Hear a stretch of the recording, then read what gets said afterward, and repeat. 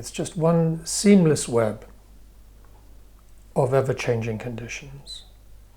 Ever-changing conditions. And one can turn to that sense and feel one's way into it. And begin even to some extent to feel the absence of a self at the center of it. And just allow it to be.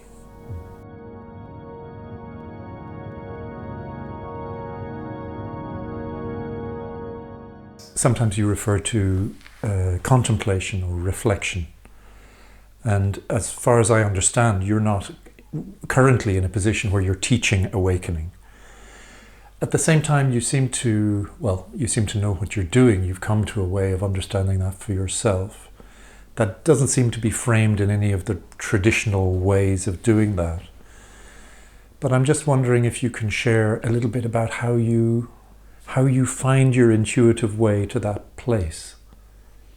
How do I, or how does one? Well, let's see what comes out. Yeah. Yeah, I don't know what's right for others. But for me, I guess just reflecting on my experience, my actual experience, my lived experience, is valuable. Been hugely valuable. There's two dimensions to this. One is reflecting on peak experiences. So the awakening experiences that have occurred at different times in my life, calling some of those to mind, reflecting on them, not so much coming to re-inhabit them, that's not possible, but just considering what that was like, what it meant, what it speaks to for now. And, bearing them in mind, cherishing them in a certain way without being attached to them or thinking that they mean anything about who I am or anything like that. But recognizing the value of those experiences and don't let them slip, don't let them go, don't lose them. That's one thing. Another thing is the experience that I'm having right now. So, sitting in a chair waiting for the dentist. There's nothing else to be doing. Now, I could take up my phone and follow the news, or I could just sit there noticing the feeling of being here right now, the mind at work right now. So there are sort of mindfulness techniques for this, pay attention to the contact between your body and the seat, your feet and the floor, blah, blah, blah, blah. But there's more to it than that. There's a way of beginning to apprehend the constructed nature of the experience. Beginning to some extent to see this mind at work, telling itself a story about what is going on.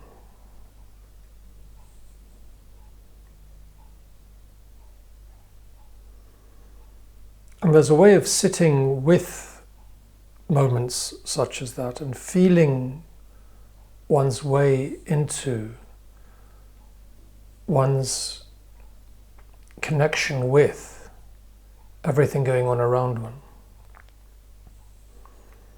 I keep kind of returning to this image, and I wonder if I may be overdoing it by coming back to it over and over again, but it's kind of coming to a sense of oneself as participating in a web of life. In the dentist's, waiting to go in. Right now, there is just life going on all around me, the other people in the waiting room, the people working in reception, the people who made the carpet itself, the chair, the sky outside, everything. It's just one seamless web of ever-changing conditions. Ever-changing conditions. And one can turn to that sense and feel one's way into it. And begin even to some extent to feel the absence of a self at the center of it. And just allow it to be.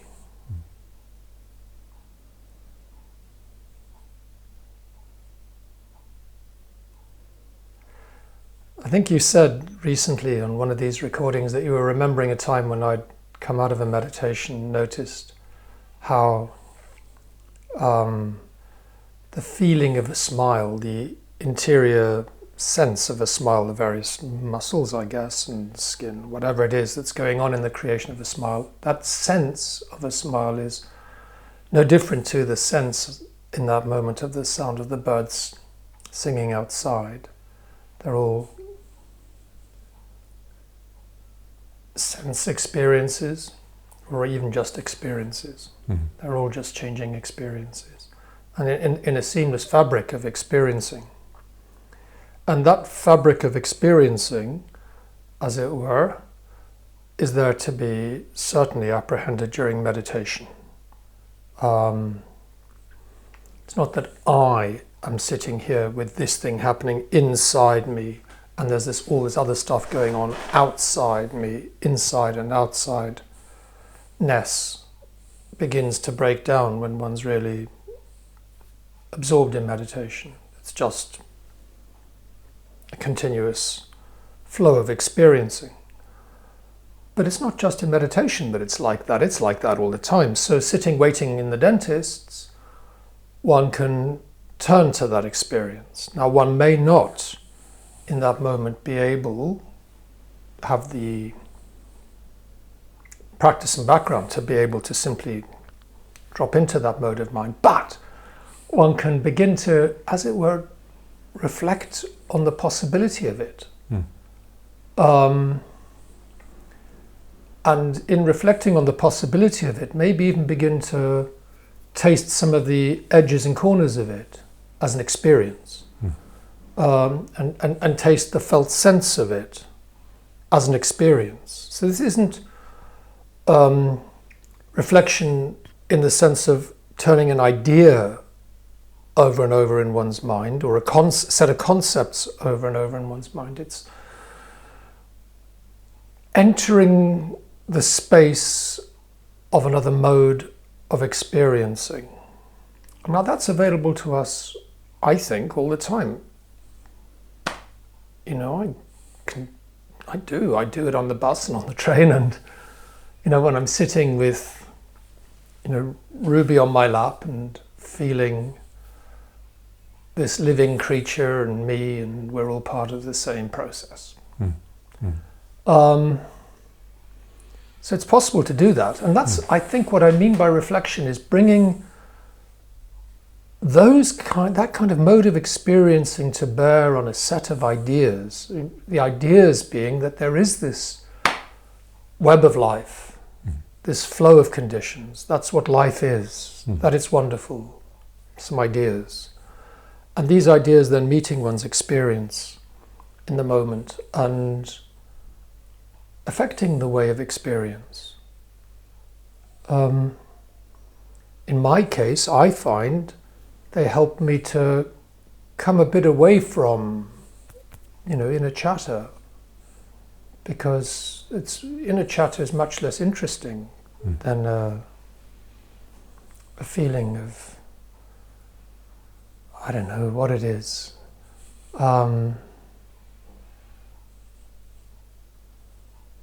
Gas transfer, or photons, or touch. It just goes on and on for me. One thing I notice in our conversations about this dimension, in a way, in contrast to other people who speak about a path to awakening from more traditional frames, that they're very clear about what you should do and where your measurement is of where you are and what that means you need to do next. And as we've spent time together, my impression is that that's not an accident with you, that actually there's a profound disinterest in, well, as you said earlier in one of the videos, there's no recipe. No. There's no recipe, and that's part of the recipe, maybe. Yeah, you know. yeah. And I was wondering if you feel that there's a connection between this mode of exploring experience and your mode of exploring artistic creation.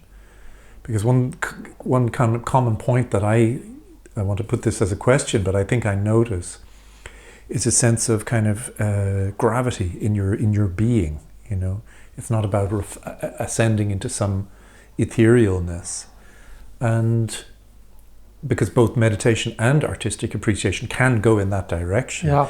But it seems common when you speak about those two that they inhere into something deep and present. Yeah, sometimes. So maybe the question is there something similar with what you're doing when you're in contact with some of your favorite works of art? Well, look, I don't know what it would be like to if I could bear to brave the Uffizi Gallery in Florence again. It's getting so crowded. But if I ever got the chance to sit in front of my favorite Botticellis, I mean, you know, talk about cliched beauty, but boy, they are ethereal, and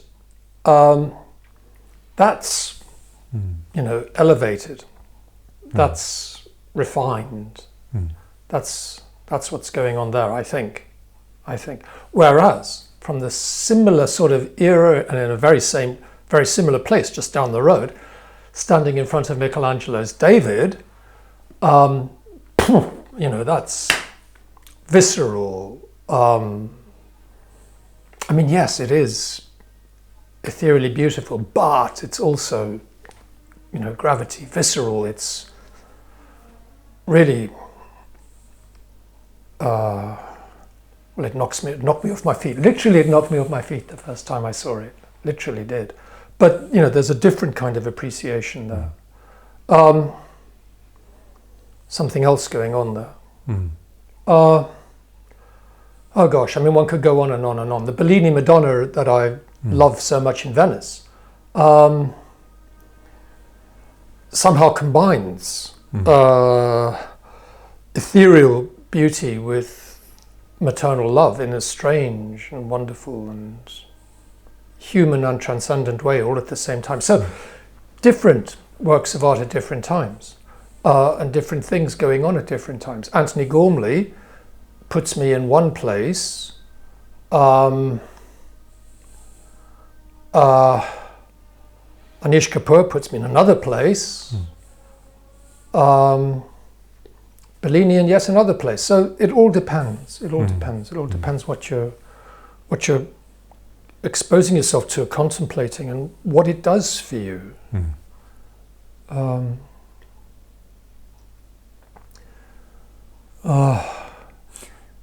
The thing is to allow